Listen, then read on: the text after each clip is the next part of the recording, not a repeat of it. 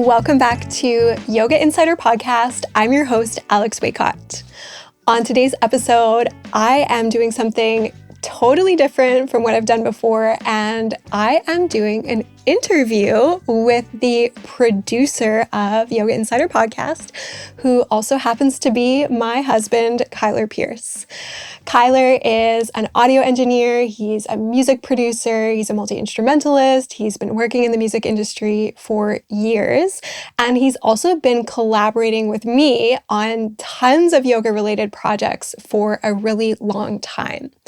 I'm bringing Kyler in today to share some of his insights about recording content for your own yoga business. So whether that's creating videos, creating talking head content on social media, or maybe even starting your own podcast, we are sharing some tips that we have learned along the way from doing content creation together. So I can't wait for you to listen to today's episode. I hope you enjoy it. Welcome to the show. Thanks for having me. You're the first guest. I am, aren't I? How does it feel? I'm very overwhelmed right now. Yeah, you seem like you're really overwhelmed. No, this will be fun. I was just thinking that you should have worn your Oasis shirt as well, so we could be matching. Oh, the one you got me in Joshua Tree. Which one? That one or the knockoff one from Manchester? The knockoff one from Manchester one, that Brandon got you. That's a good one too. Yeah, then we could have been. I can go change. We could have been matching. We're pretty close. But I also have a cum machine sweater. Yeah. All right. Anyways, I'm gonna get right into it because I feel like people chat too much in interview style podcasts. Okay. So all thriller, no filler. I know. I know. So I feel like my listeners are gonna be interested in knowing what is it like living with a full-time yoga teacher?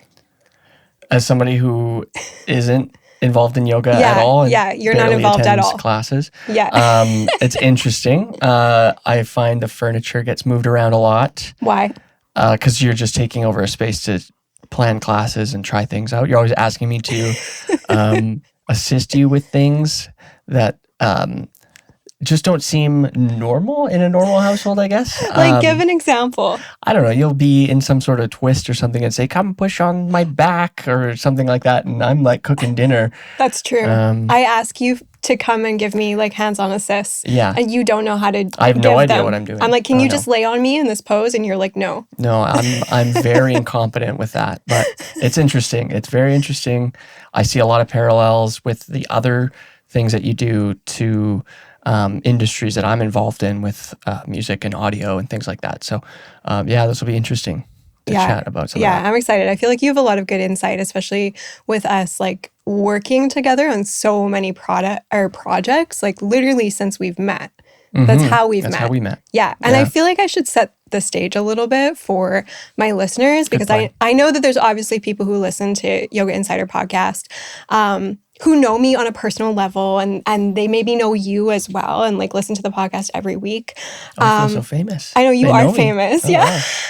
Wow. But for people who've never met you before and kind of don't know our story, we met because of our respective lines of work. Mm-hmm. And we met because we were supposed to be collaborating on a project together. So we were both sitting on the board of directors at a local nonprofit, which doesn't exist anymore.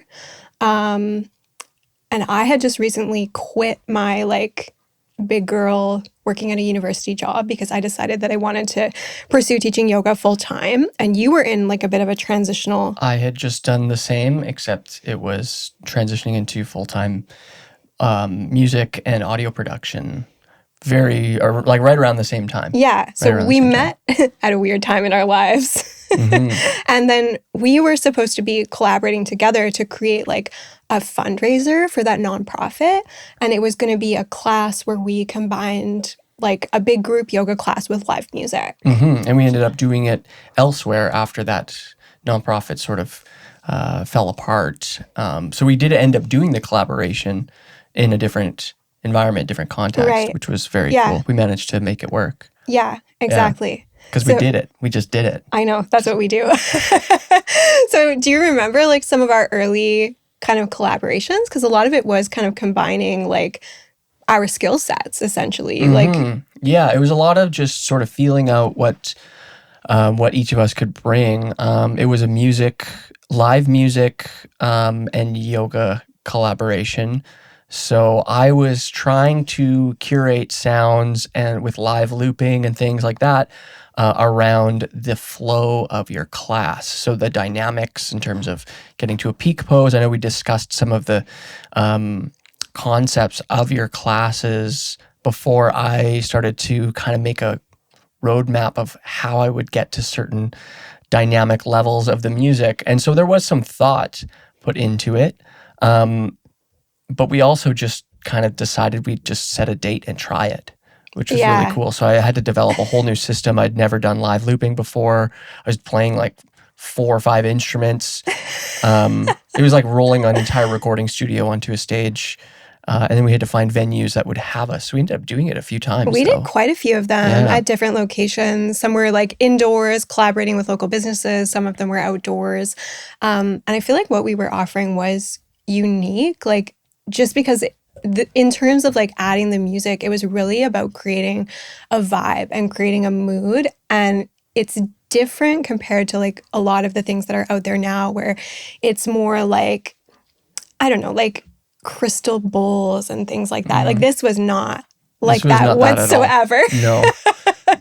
This was more like lo-fi, chill, study beats being created live and in the moment while you were creating a class experience and guiding people through your class. So yeah, very different than singing bowls and sound healing. Now that I've experienced some of that, I can kind of see what you're saying. It's not really.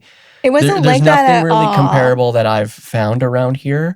Yeah, it was more like kind of from my perspective, it was like an FKJ. Set meets yoga, except that's giving myself way too much credit. I didn't do that good of a job. No, it was really, really good. And what's interesting was like, it's still, not that we were trying to do that, but it was still like emotive for people. Like people had like emotional responses. Yeah, we got really good feedback. People loved it. Yeah. I feel like we should do that again. That would be one cool. day. Yeah. And then, those projects that we were working on, they evolved eventually because prior to COVID, I was teaching yoga full time and I decided that I wanted to continue to branch out and explore and, try new different ways of doing things. And I started recording like on-demand yoga videos at home with the intention of creating an online platform or building like a video library. And you were really instrumental in that whole process because you really took over the audio side of things and helped me a lot with the video as well. But what do you remember about like those early days of recording video? Because this was a long time ago. I remember being really bad at it. We were really bad at it. I remember we didn't know what we were doing. Being overwhelmed by a lot of micro decisions. A lot of experimenting with kind of what we had as two self-employed people. We didn't have any extra budget to get new equipment or really we didn't have any real formal sort of experience with video at all. So it was a lot of learning. I remember making plans and just doing a lot of trial and error and figuring out what was going to work and what wasn't. And then I feel like as soon as we started to experiment with it, we found ourselves with a lot of time on our hands because all the work dried up. You started right before COVID hit, right before the lockdown. Yeah, so all of our work had dried up and we were kind of in a frantic, okay, we need to do something. First off, to stay sane. Secondly, to try to figure out another way to generate a little bit of revenue. So yeah, I remember a lot of just trial and error, trying things. We didn't have a fancy camera. Was it like an old DSLR? Yeah, old DSLR that we were shooting on? And there was a lot of limitations with that. And we can talk more about the technical limitations if you want. Yeah. No, we'll get into it for sure. But I think just to give like a little bit more background is I had started filming on-demand yoga practices in like 2019 with the intention of building out maybe an online platform or creating a YouTube channel or something. And then COVID hit, and that was like the catalyst for, okay, cool, now you actually have to do this. Like you actually need to take your offerings online, because I also wanted to stay connected with all of the students that I'd been teaching for all the years leading up to that. And I mean, we did it, like, but it was a big learning curve. Oh, huge learning curve. Yeah. Yeah. I'm sure we could have done it in a simpler way, but we were trying to, we had a bit more time on our hands, I think, to experiment. But yeah, a big learning curve. All that information's out there, and we'll talk more about that too. But yeah, it was very much I think there was the pressure of when COVID hit and all of our work dried up, there was that pressure of, okay, we just kind of have to start doing things too, Yeah. which was a little bit exciting, but a little bit terrifying as well. Neither one of us had a lot of experience or desire to be in front of a camera, but we did it anyway. Which is funny, because our work We're in front of people. literally Both puts us of in front of people. Yeah. You're like, you're on stage performing, leading bands, you're in the recording studio, like working as a producer, making decisions, or, guiding people in making decisions. And it's like, that's definitely a leadership role. And then my work as well is like, I literally talk in front of groups of people.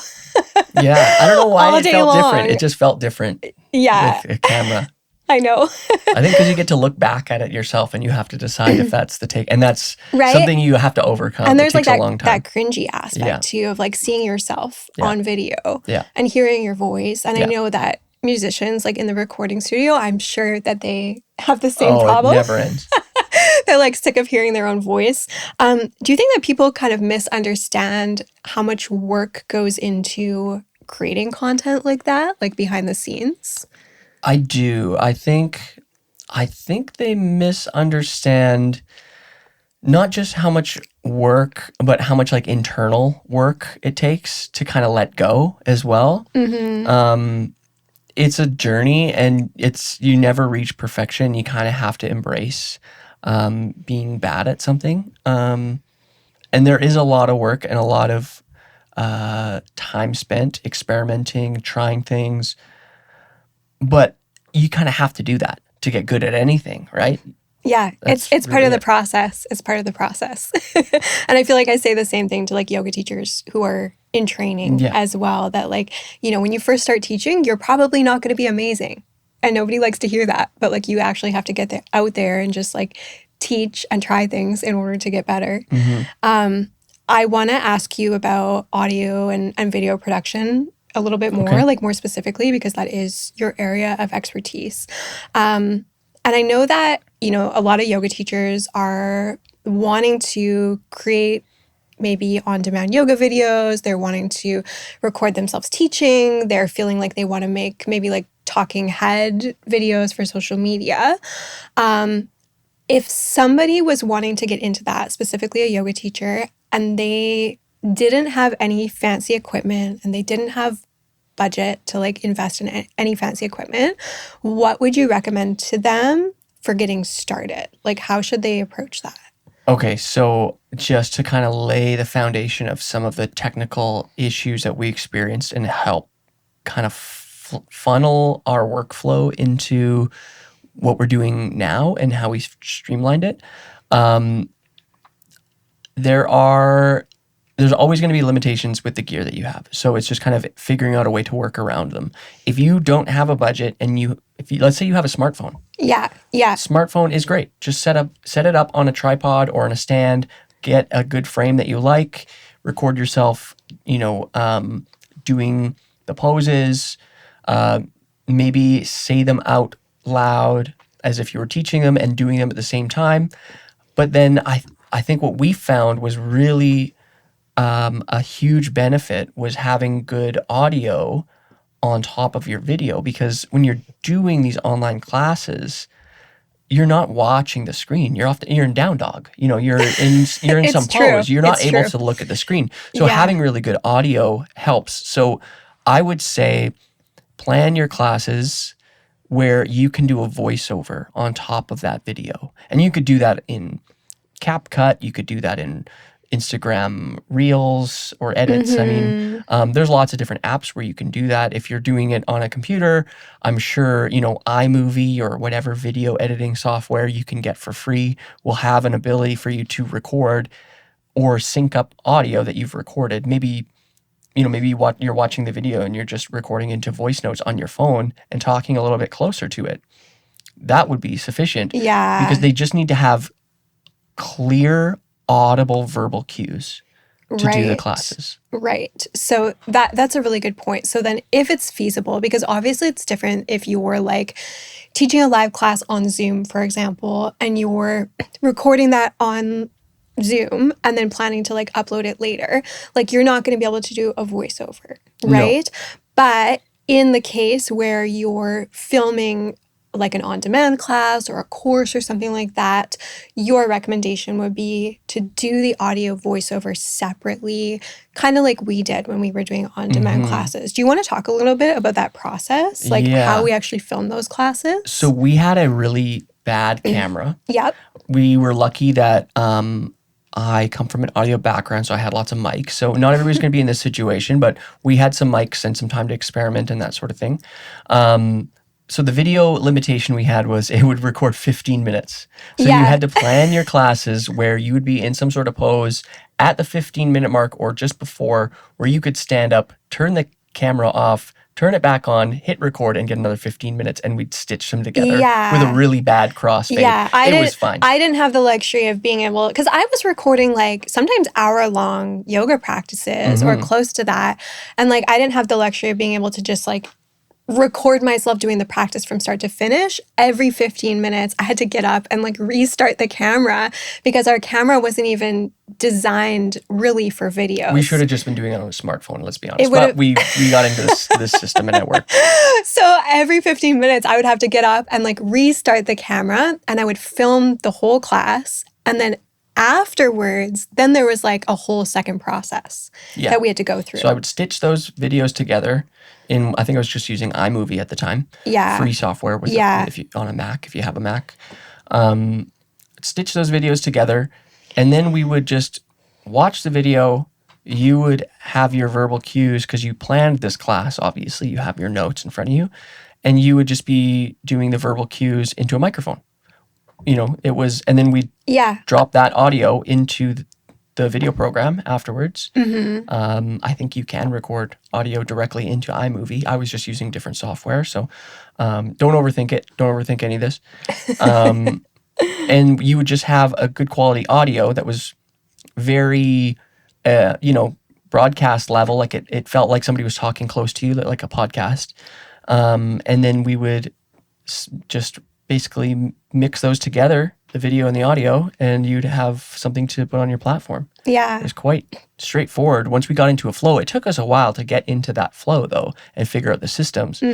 But I think a lot of trial and error with that and thinking in the realm of let's make a system so this is repeatable. Helped a lot. Right. So then you could do your classes, film them in the day, and then when I was free, we could go re-record your verbal cues. Yeah. And we ended up recording like what, almost 60, 70 like yoga videos like that, like using that whole process. And like, I mean, looking back too, it's like every video did get a little bit better. Right? Yeah. We started to add lights and figured, okay, now the lights are a little bit harsh. Let's put a white bed sheet on top of the lights. Those things, we had no budget. We were really like embracing that, kind of what you were saying, like we were embracing the idea of just using what we had. Like we really weren't spending extra money on any equipment. Didn't have we really didn't have it at the time. So we were just like, making do with what was available to us. But it worked out. And I mean, I ended up making like good revenue off of those videos. Yeah. I had an online platform that I actually still like make money off of. Yeah, and you licensed them. I licensed them to some places who wanted to use them for their platforms. It was almost like a licensing, like a rental for the videos. And I mean, for a year or something, and then and I still have the videos. I should probably do something with them. Yeah, and even though like they didn't look amazing just because like we didn't have access to a great camera at the time. They still sounded pretty good. I think that's the crucial part is I getting like really dialing in good sound. Um, that's a big pitfall with a lot of, younger filmmakers and things like that too, indie films and that sort of thing is, and just bad, podcasts and things like that. You'll listen to them, yeah. like the content's really good, but I can't make anything out. It's too Yeah. unintelligible. So if you are planning on doing some of those voiceover things, I do have some recommendations. But if you don't have any extra equipment, you're doing it into like say your earbuds from your phone. Just find a room that is a little bit more cozy. Something with like Yeah. a couch in it, doesn't sound big, bright, and Yeah, you actually have to flashy. put some stuff in the room. Yeah, it Yeah. could be just be your bedroom, something that doesn't have a bunch of reflective walls in it. Um, Yeah, I do want to get into that because that is I feel like one of the things that I notice is that a lot of yoga teachers do struggle with their audio quality or maybe just don't think about it that much. And like from a consumer perspective or from like a student perspective, when I go say online, I'm subscribed to some different like yoga video platforms where like I'll follow along and practice with the videos at home. Sometimes the audio is like super, super quiet or mhm. it's really echoey. And like maybe I'm watching the video on my laptop and I have it turned up all the way and I can still barely hear what's going on in the video. I'm wondering if we can kind of get into talking about gear a little bit and like simplifying that conversation about gear. And I want to start out with improving audio quality. So I feel like there's a couple of different ways we can go with this, but say you were recording either talking head videos for social media or like you wanted to actually record audio during live classes, like live Zooms, or maybe even like an in person training that you're teaching. What would you recommend in terms of gear to start to capture audio in a way that's going to actually sound decent? Yeah, without getting into like specific, say, brands and things like that, let's just break it down into, I think, the most suitable and versatile piece of equipment that you could get for improving that would give you a lot of flexibility would be just one of those like clip-on lavalier microphone sets. Something you can get them on Amazon. Essentially, it's content creator lav microphone. Just type that in like LAV. Um, that would get you something that you could connect to your phone or camera or computer or whatever, depending on what you're doing. Clip it onto your shirt. So obviously you'd want to plan to have a shirt that is going to get it close up to your Closer to your collarbone kind of mouth. thing. Yeah. Yeah. And you could do everything from talking into the camera for social media to starting a podcast to um, doing Zoom classes and pre-recorded video content of you going through a class essentially. So it would be very versatile, and I think that's probably what I'd recommend for anybody just trying to up that level, because I think people consume these things and audio is a quick turn off for them if it's bad. They can't get through the class, they can't get through the podcast, whatever it is. They'll Totally. just shut it off and move on to the next thing. And people's Yeah. attention spans are very short. Yeah. But I think that's probably the like for instance, we have one. It's charging right now on the desk. It's a Rode Wireless Go. I got this one because it has two. So if you're out doing little interviews or something like that, it's great for that. Again, the room, don't get into a very noisy room if you can avoid it, but you can't always avoid it. Just give it a try and experiment. Yeah. Yeah. And I definitely think like when somebody is deciding to invest in a little bit of gear to support their content creation, it's better, would you say, to look at something that's more versatile and multi-purpose rather than trying to just get one piece for one specific thing? Yeah, I would say that would be a big, um, my big recommendation for starting out, anyways.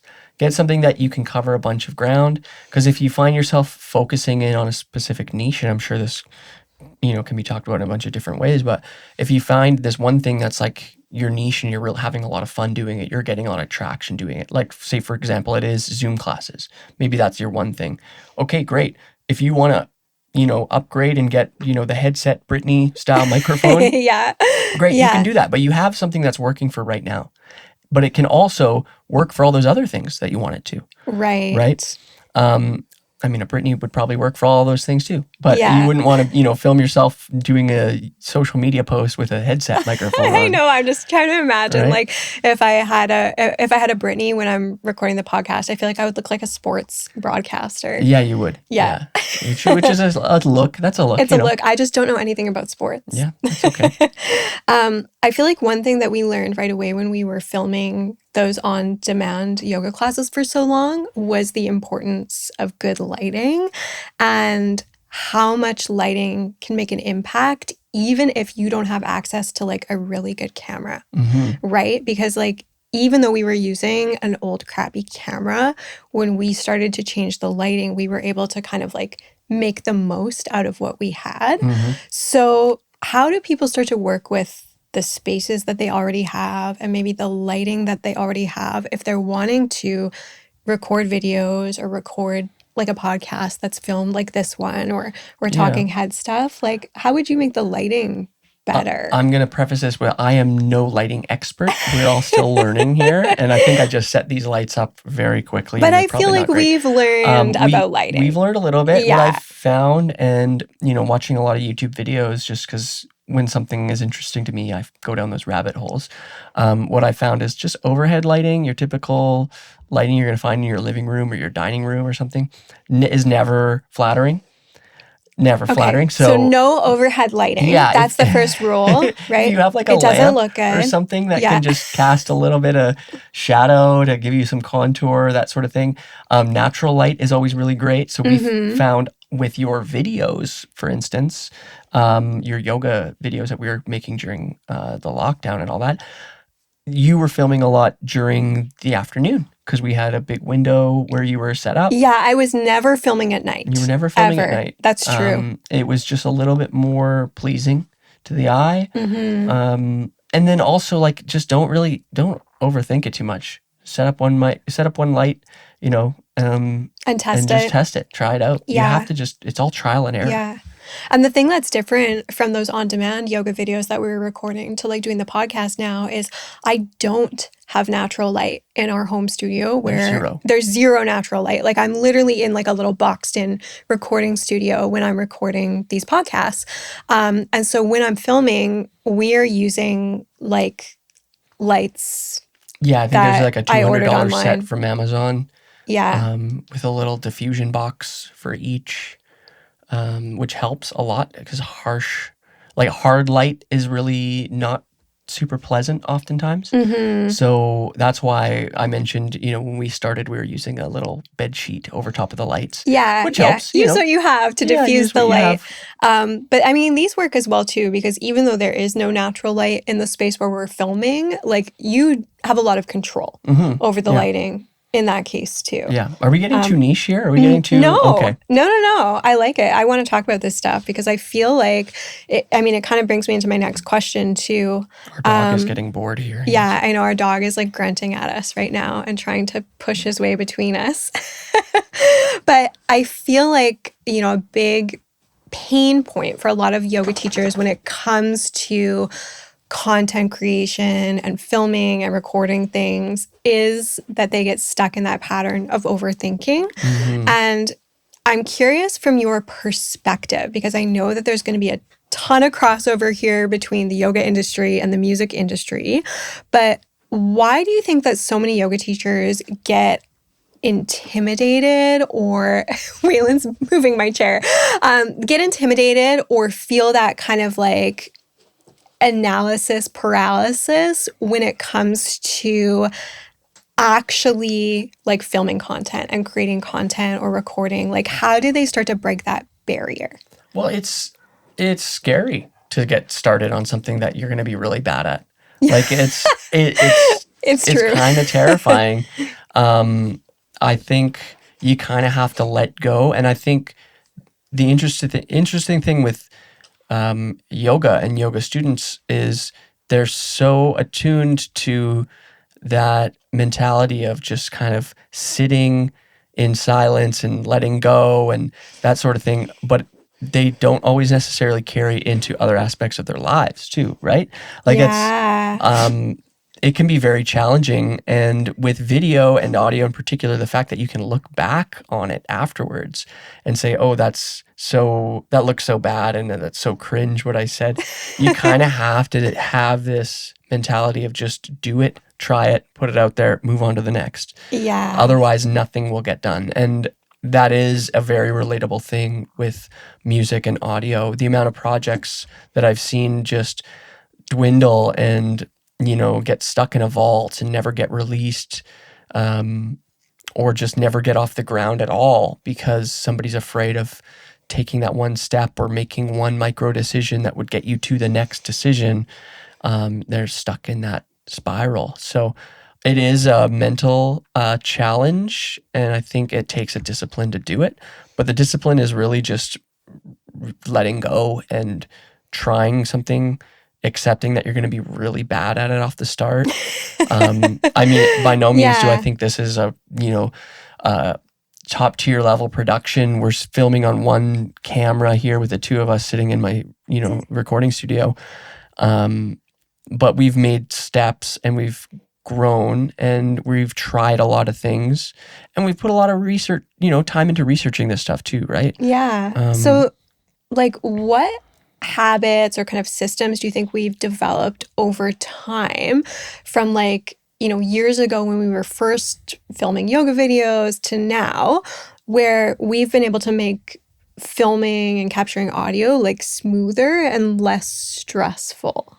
Because we do have a pretty smooth system. Yeah. And then the system, that we have now, you can come in here and record on your own. And I don't need And then you. I do the finishing touch. Yeah. And the finishing touch is some noise removal because the furnace is going on right behind us. And I don't know if you guys can hear that. Hopefully you can't. Yeah. Those types of things. It's just noise removal and bouncing things down, putting that, the intro music that I made in the beginning and in the end. It's really about creating systems where you can do something, it works, and then it's repeatable and makes your life easy. Right. That takes a while. I think that was the hardest piece to put together with all of this because you're constantly trying new things, trying to get it to work. And then once you figure out a workflow, stick with it, get comfortable with it. Yeah, because when we were deep in the learning process, it felt like we were constantly tweaking things. It was slow. Yeah, we didn't have a system down. So every time we made a video, we'd be like, the color isn't great, or the lighting's not great, or actually there's a bit too much mouth noise, in this audio recording. We put it out anyways. Yeah, I know. That is the difference and people still liked it. That's the difference I got great between feedback. having, for you, for instance, having a podcast and not. You put it out there anyways. Yeah. I think there's a lot of people afraid of doing that. They shouldn't be. Yeah. There's a lot of stuff being put out all the time. That's really what it comes down to. It's true. So then what about the yoga teachers who might consider themselves perfectionists? Because this is another really common thing that I see. And it's something that I experience myself too. For yoga teachers who are kind of paralyzed by perfectionism and don't want to put content out there until they feel like it's absolutely perfect and everything is perfect, what would you say to them, especially coming at it from a producer's mentality? Because you work with artists who are going through those same challenges. Yeah. And I think this is something that a mindset that sort of has been growing with me for a very long time. So this might not be something people can just flick on and off. But for me, I find the perfection is in the imperfection, really. If I'm looking at it from a musical perspective, some of my favorite, things to listen to, I can hear mistakes. I can hear things that have happened. In your podcast, for instance, I can hear you fumbling on some idea or sussing something out. in real time. In real time, I know. And that's how people are. There's something human about that. And I think being a perfectionist is going to prevent you from actually just trying something and putting it out there. And then if you have these mental hurdles, you'll never put the time in to just actually getting better at it, because you'll never continue to do it. You'll get stuck. Get stuck in that rut. Yeah. And I think there's also, not that it's necessarily intentional, but there is something endearing about human imperfections, right? Especially where like a lot of the content that we consume, especially on social media, it's like all these captions are written by AI and they all sound the same, and like that's cringy. I'm just gonna put this out there. I was listening to a podcast yesterday. I'm not gonna name the podcast. It's listened to by millions of people. It is a global podcast. It's something that's on like Sirius XM and all that. And I heard a edit where they repeated the same thing twice on it. And that was through the streaming platform. I checked on another one, same edit. There was an error in it.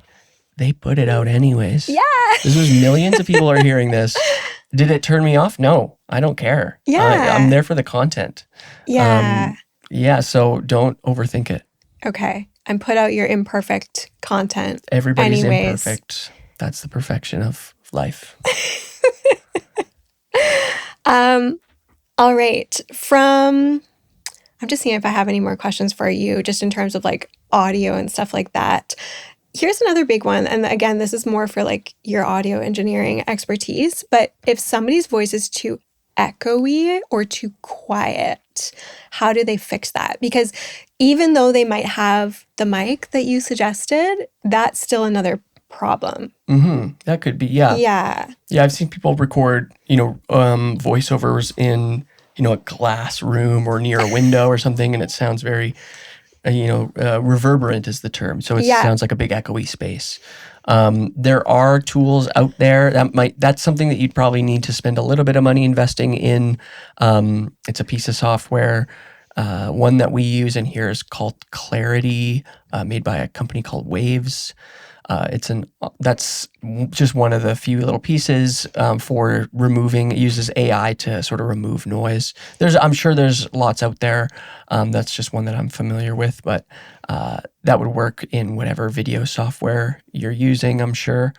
And then, the tough part is, I would say experiment to try to get it right the first time. To try to find a spot where, okay, if I'm going to do a voiceover on this, I'm going to do it in this bedroom or whatever, because it sounds the best. And just make that part of your system. Then you don't have to think about it too much. You can just do it. It's like, okay, I have to re-record the audio for this video I just shot.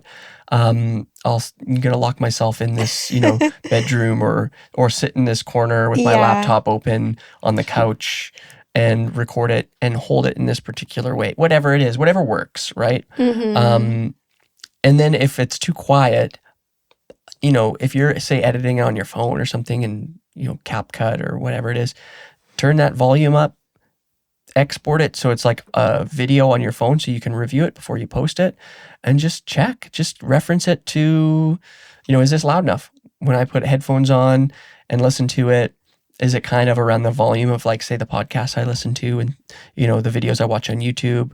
There's no standards, and that's kind of the downside. But some of these platforms like YouTube and, if it's going on Spotify as a podcast or whatever, they do have like an automatic leveling system, which will kind of get it within a threshold where it's not too bad. I think Zoom is going to be the challenging one, because there's nothing like that for Zoom. There's no, auto compression or anything like that. But if it's too up and down, get in a habit of talking with the mic a little more consistently close. Put on a compressor. A compressor is something that kind of squeezes your audio and evens out some of the peaks, the loud points and the quiet points, and sort of gives it a little bit more balance. But don't get too caught up in technical stuff. If you do, there's lots of YouTube videos out there. Yeah, you can learn anything. You can learn anything on YouTube. So that's one thing that we know for sure. Yeah.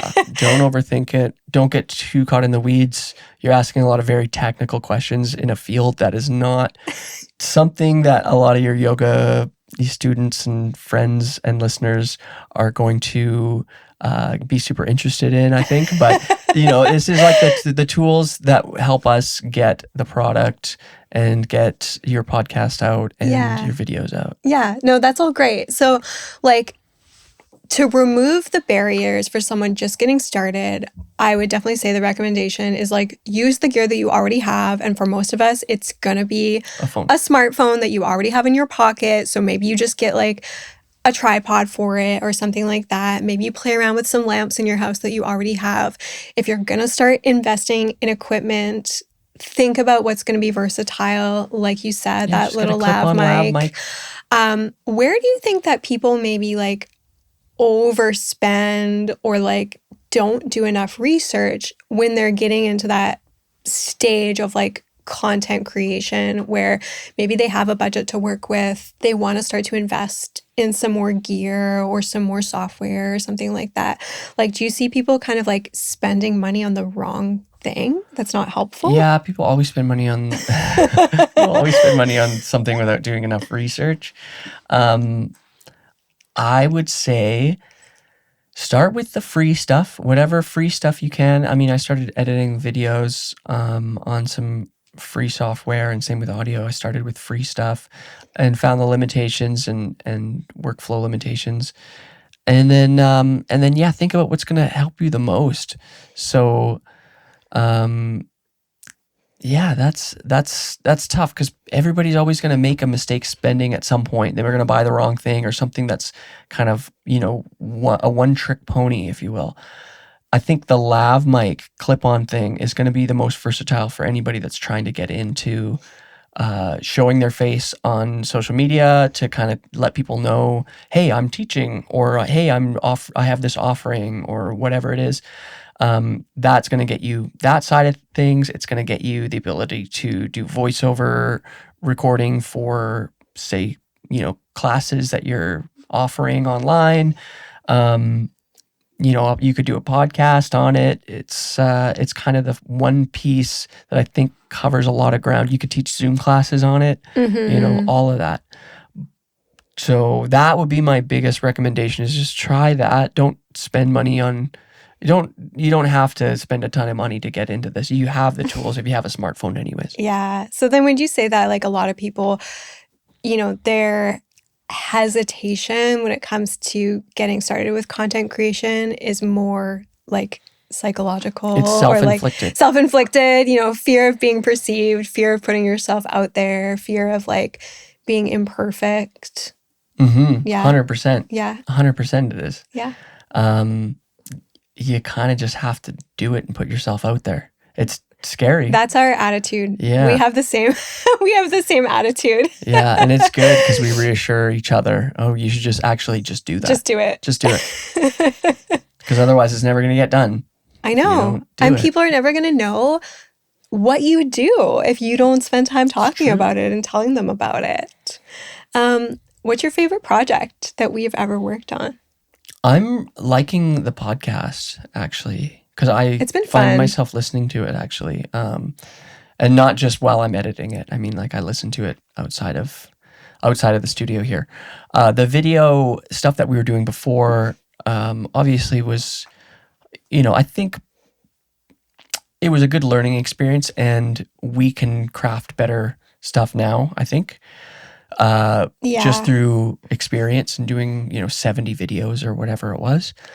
But this has been exciting because we did invest in a little bit more equipment in terms of getting a new camera, which is making me a little bit more excited about being really bad at, cinematography and videography and that side of things. So I'm kind of down this deep rabbit hole of learning again, and being terrible at it, but just embracing that. You're and not, I'm having not. fun. No, but I'm just trying to reassure everybody, like it's okay to be bad at something, because you see all these little micro improvements and they're all victories, and it feels good. It feels really good. Mm-hmm. So like through this podcast, we've been creating more video content for you, which has been fun. Yeah. Yeah. And fun. I have to agree as well. I think creating the podcast is probably my favorite project that we've worked on so far. And And it feels like I'm kind of exercising a different muscle when I do the podcast, and it's all coming at the right time. Because when we were recording the on-demand videos, those were very much within my comfort zone because I was just recreating like what I normally did at that time, which was teaching public group yoga classes, right? So I was doing the sequence. I was comfortable with my verbal cues and with doing all the voiceover and stuff like that. And since then, in the past, again, like 6 years or so, I've leaned into a lot more like yoga teacher trainings, running workshops and trainings, and continuing ed for yoga teachers. And so I started to branch out in person to like not just teaching classes, but also giving lectures and facilitating discussion. And now I'm bringing that aspect of my work into the podcast where I'm just talking about whatever I'm talking about that week. And I get to practice doing it, on camera, which is different for me. And it's like we do all this in one take. Yeah. So whatever you get on the podcast is what you get. And I feel like that's been a really good muscle for me to train as well for getting over my own perfectionism, because it's like what we put out there is what we put out there. And if I fumble over my words, or like you said, if I'm like hashing out an idea on the podcast in real time, that's just what it is. And maybe sometimes my ideas are not fully baked here. Yeah, I think that's great. I think it's good practice. Yeah, it's good practice. That's part of the process of growing and learning and sharing your ideas, and it's exciting. I think this is a really cool project for you. Yeah. Okay, so if you were to summarize then for yoga teachers wanting to get into content creation, any kind of like last words of advice or thoughts about, maybe the direction that things might be moving in the yoga industry? I know just like you're not exactly in the yoga industry, but you have such an interesting perspective on it from working with me for so long. What do you think's kind of like some important takeaways for yoga teachers who are listening to this? I think this kind of spills out into other aspects of life, but just get over the imposter syndrome. Okay. Put things out there. Just try it out. Accept that if you start something new, you're likely going to be bad at it, and it's going to take a while before you get, good at it. And I think that's one of the best parts of living, is just trying things out and being bad at them and seeing that whole growth process. And you will get better. You will get better. It takes time, takes experience, and it's a journey. In terms of the yoga industry things, I think everybody should be letting people know that they are there teaching or, whatever they're doing, just by talking. Don't be afraid to talk into a camera. Yeah. I think show your face. Show your face. Share your voice. People want to see that, especially with all this AI stuff coming out. Human interaction will never be trumped by artificial intelligence. And I think we need to just keep embracing that human connection, even if it's through the screen, So don't be afraid to talk into a microphone, show your face. And show your humanness. And make mistakes. Show your weaknesses, show your imperfections, and just do it. Just do it. We both have that attitude of just do things and get it done and just try it out, put it out in the world. And I think that's one of our strongest, qualities, but it takes a lot of practice and a lot of kind of letting go. So, and a lot of getting over yourself. Yes. Right? Because we hold ourselves back. Yeah. So many people like spend so much time holding themselves back, and like, who cares? Yeah. Well, this has been fun. This has been fun. Yeah. Do you have any last words? Drink more water. Yeah. Live, love, laugh. Stop. That's enough. I have to cut this now. Okay. Yeah. I'm not editing that out. Yeah, he's banned from the podcast. Well, maybe we'll have you back. There might be something else in the future that we want to ask you about. All right. So thanks for tuning into Yoga Insider Podcast. Thanks for listening to our very first guest ever, Kyler Pierce. We'll see you next time.